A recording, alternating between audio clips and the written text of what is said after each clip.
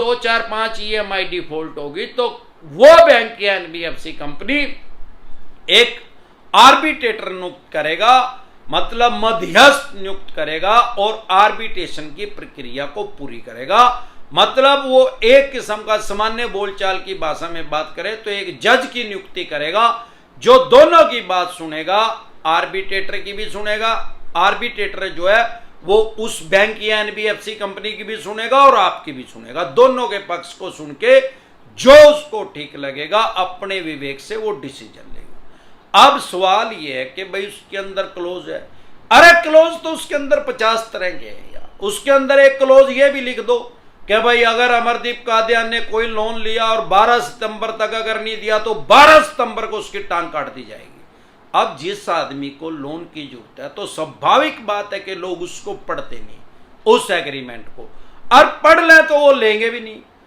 अब जिसको पैसे की जरूरत है तो स्वाभाविक बात है कि उसको पता है यार ये कुछ तो लिखवाएगा, जो लिखवाएगा अपने पक्ष में लिखवाएगा, लेकिन उस टाइम उसकी नीयत साफ है, उसकी ऐसी नीयत नहीं है, इंटेंशन उसकी गलत नहीं है कि मैं बैंक या एनबीएफसी कंपनी का पैसा नहीं दूंगा। अब क्योंकि सिचुएशन ऐसी आ गई है, खास तौर पे कोरोना की वजह से लोगों की फाइनेंशियल डेथ हो गई है, करोड़ों आदमियों के लोन डिफॉल्ट हो गए हैं, तो स्वाभाविक बात है कि वो कर्ज के जाल में फंसते जा रहे हैं। अब हमारे देश में क्या है, वर्ल्ड की सबसे बड़ी डेमोक्रेसी है, दुनिया का सबसे बड़ा लोकतंत्र है। अगर इन्होंने ये क्लोज इसमें लिख भी लिया कि भाई इसकी टांग काट देंगे, तो क्या वो टांग काट देंगे क्या उस तारीख को अगर मैंने पैसे नहीं दिए? अब मैंने वो पढ़ भी लिया चाहे और उस पर साइन भी कर दिए, अब उन्होंने अगर 12 तारीख को मेरी टांग काट दी तो कोई तो उठा के मुझे ट्रामा सेंटर में डालेगा। अब वहां पे जब ट्रामा सेंटर में चले जाएंगे तो पुलिस इंटीमेट करेगी स्थानीय थाने पुलिस स्टेशन चौकी को जहां पे भी उन्होंने मेरी टांग काटी होगी। इसको पुलिस की भाषा में रुक्का कहते हैं। अब जब वो रुक्का चला जाएगा तो पुलिस आएगी। अब मैं वो पुलिस वाले जब मेरे बयान लेंगे मैं उनको कहूंगा भाई इस आदमी ने टांग काट दी, इस बैंक ने मेरी कटवा दी, तो क्या वो लीगल है? अब वो बैंक वाला आके वो लव लेटर दिखा दे, वो जो क्लोज है उसके अंदर लिखा हुआ है दिखा दे एग्रीमेंट का, भाई ये देखो अमरदीप कादियान ने साइन कर रखे हैं और हमने तो इसमें क्लोज डाल रखा था इसलिए हमने इसकी टांग काट दी, तो क्या अब उसके ऊपर कोई कानूनी कार्रवाई नहीं होगी? होगी, 100% होगी। ये तालिबानी कानून नहीं है, यहाँ तालिबानी शासन नहीं लग रहा। वर्ल्ड की सबसे बड़ी डेमोक्रेसी है, दुनिया का सबसे बड़ा लोकतंत्र है। अब वो कह रहा है आर्बिट्रेटर होता कौन है, कौन आदमी है, क्या पोस्ट है इसकी, किस आदमी को इस पोस्ट पे लगाते हैं? मेरे देखने में आया ज्यादातर इस पोस्ट पे गजटेड ऑफिसर्स को लगा लेते हैं, ज्यादातर तो रिटायर्ड जज को लगा लेते हैं। वो जब आपके पास नोटिस भेजते हैं तो रिटायर छोटा छोटा लिख देते हैं, जज और उस जज का नाम बड़ा बड़ा लिख देते हैं। अरे यार जब कोई आदमी रिटायर ही हो गया तो उसकी कलम की पावर खत्म होगी, वो जज थोड़ी रह गया। और रिटायर जज लिखने से क्या हो जाएगा भाई?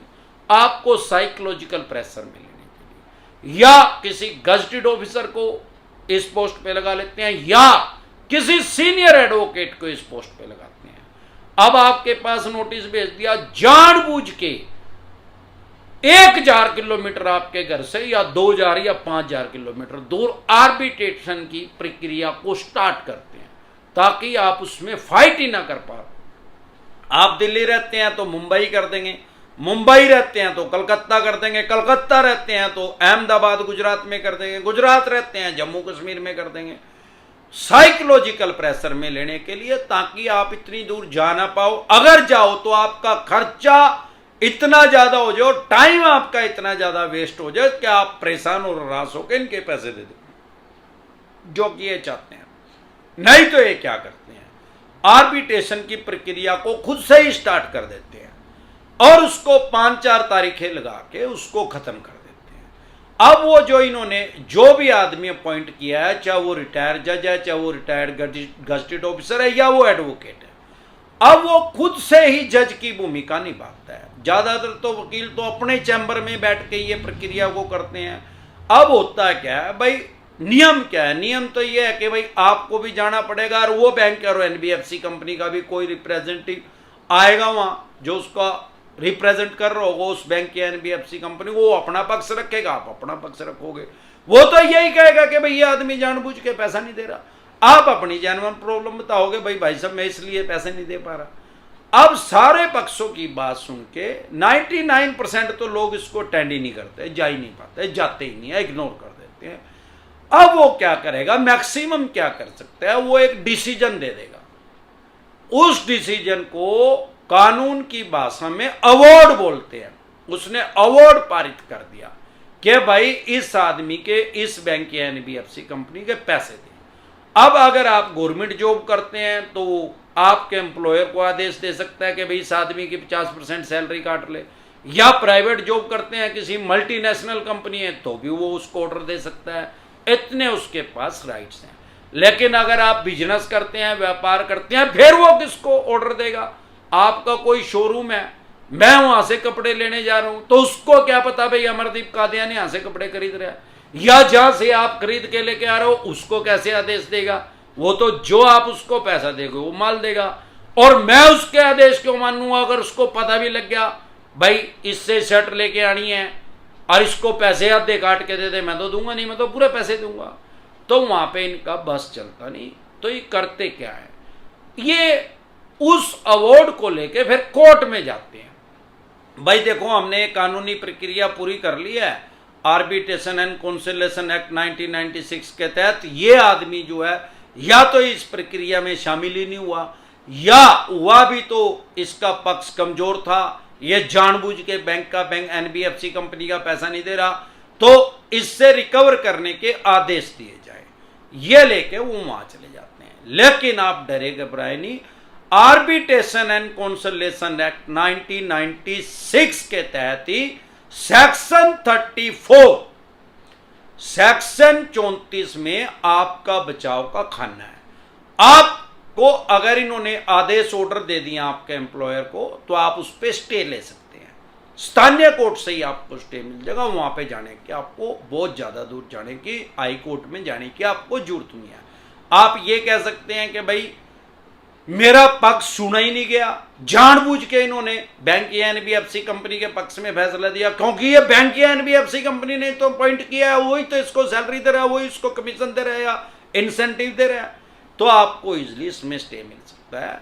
आप डरे घबराए नहीं, अपने राइट्स जाने और अपने अधिकार जाने। इसके अलावा अगर आप हमारे साथ टेलीफोनिकली जुड़ना चाहते हैं, पर्सनल मीटिंग करना चाहते हैं, फिर आपका लोन 2 करोड़ का है, 5 का है, 25 का, 50 करोड़ का, या जितने भी करोड़ का आपका लोन है, लोन से रिलेटेड जो भी दिक्कत परेशानी समस्या अगर आपको आ रही है, आपके पास सरफेसी एक्ट 2002 के तहत नोटिस आ रहा है, 13(2) का आ रहा है, 13(4) का आ रहा है, सिंबॉलिक पोजीशन का आ रहा है, फिजिकल पोजीशन का आ रहा है, डीएम साहब का नोटिस आ रहा है, पेमेंट एंड सेटलमेंट एक्ट 2007 के तहत नोटिस आ रहा है, 138 नेगोशिएबल इंस्ट्रूमेंट एक्ट 1881 का आ रहा है, या आर्बिट्रेशन एंड कॉन्सिलेशन एक्ट 1996 का आ रहा है, या रिकॉल नोटिस आ रहा है, या अन्य किसी भी तरह का कोई भी आपके पास नोटिस आ रहा है, तो प्रिवेंशन बेटर देन क्योर, इलाज से परहेज बेहतर है। जैसे ही आपके पास सरफेसी एक्ट का नोटिस आए तो आप उसको इग्नोर ना करें। अगर आप उसको इग्नोर कर रहे हैं, ये एक किस्म की आर्ट की प्रॉब्लम हो चुकी है लोन को।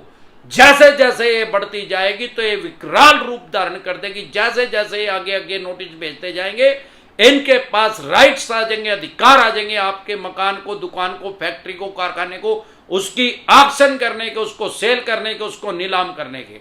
लेकिन ऐसे इनके पास कोई राइट्स, कोई अधिकार नहीं है कि उसको कबाड़ी के रेट में, स्क्रैप के रेट में आपकी प्रॉपर्टी को बेच देंगे। अगर आपकी प्रॉपर्टी की वैल्यू 3 करोड़ रुपए की है, उसको ये 1 करोड़ रुपए में सेल नहीं कर सकते। अगर इनको 1 करोड़ रुपए लेना है, अगर आपको अपने राइट्स और अधिकार नहीं पता तो ये कर भी देते हैं। लाखों करोड़ों आदमियों की कर चुके हैं। अगर आपके साथ भी ऐसा ही कर रहे हैं तो आप एक नोटिस भेज सकते हैं इनके पास कि भाई जिस लोकेशन पे मेरी फैक्ट्री है, दुकान है, मकान है, कारखाना है या फ्लैट है, उतने गज का, उतने स्क्वायर फीट का, उसी सोसाइटी में 2 आदमियों के और एफिडेविट लेके आओ जो ये कहें अपने एफिडेविट में कि मैं 1 करोड़ रुपए का सेल करने के लिए तैयार हूं, फिर तो मेरी भी प्रॉपर्टी की कीमत 1 करोड़ है। अदरवाइज 3 करोड़ गया, 1 करोड़ में 3 करोड़ में इसको सेल करके 1 करोड़ रुपए अपने लेके 2 करोड़ रुपए मुझे रिफंड करो, जो कि ये कभी करेंगे नहीं। इसके अलावा अगर आपका कोई एग्रीकल्चर का लोन है तो उसके ऊपर सरफेसी एक्ट लागू ही नहीं होता। अगर आपका किसी भी तरह का लोन है, सिक्योर लोन है, अगर आपने 20% पैसे आपके रह गए हैं, सिर्फ 20% पैसे इनके देने रह गए हैं, तो भी आपके ऊपर सरफेसी एक्ट लागू नहीं होता। अगर आप 50% पैसा इनका दे चुके हैं तो आप डीआरटी में जा सकते हैं, डीआरटी भी कोर्ट का नाम है। अगर 50% भी पैसे नहीं दिए, 15% दिए हैं, 20% दिए, तो भी आप डीआरटी कोर्ट में इनके खिलाफ जा सकते हैं। उसमें क्या होगा कि जज साहब एक आदेश देंगे, ऑर्डर देंगे, भाई इतने % 25% या इतने % पैसे कम से कम जमा करो, तो आपका केस कंसिडर किया जाएगा। तो आप डरे घबराए नहीं, अपने राइट्स और अधिकार जाने और इनसे बचने की निंजा टेक्निक भी जाने। देखेंगे कैसे आपकी प्रॉपर्टी का ऑक्शन करेंगे, सेल करेंगे, बोली करेंगे। साथियों, अगर ऐसे नोटिस आपके पास आ रहे हैं तो जल्द से जल्द लीगल एडवाइस ले। अगर आप हमारे साथ टेलीफोनिकली जुड़ना चाहते हैं, पर्सनल मीटिंग करना चाहते हैं, आपकी स्क्रीन पे कमेंट बॉक्स के अंदर एक नंबर आया हुआ है 9306347314। इस नंबर को सेव करके व्हाट्सएप मैसेज करें, तुरंत प्रभाव से रिप्लाई आएगा कि कैसे आप हमारे साथ टेलीफोनिकली जुड़ सकते हैं या पर्सनल मीटिंग कर सकते हैं। एक बार जोर से मिलकर नारा लगाएंगे, जय ससुराल वालों की।